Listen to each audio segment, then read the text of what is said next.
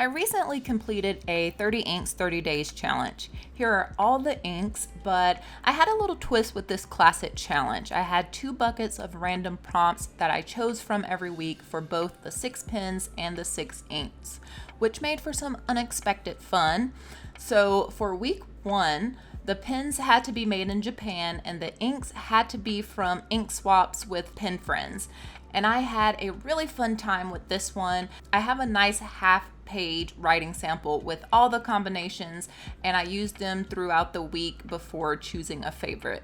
For week 2, I had to choose from pens that had never been inked before, and all the inks had to be by Ferris Wheel Press, which I have a lot of, so it was still hard to choose what I wanted to use here. This week featured a lot of shimmer inks and broader nibs than I was used to, but this was a pretty middle of the road week. Nothing really stood out as far as being exceptional.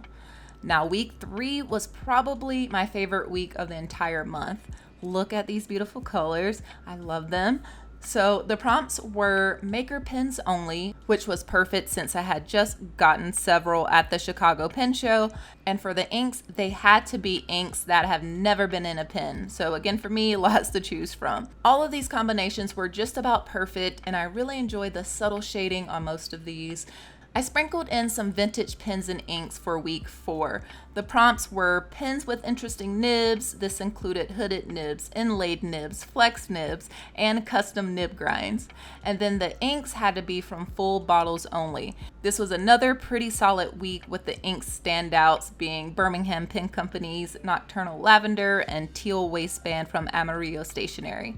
The final week was super shimmery, as you can see here, but the pens I had to use were the first 6 fountain pens I acquired, and the inks had to be from an Inkvent calendar.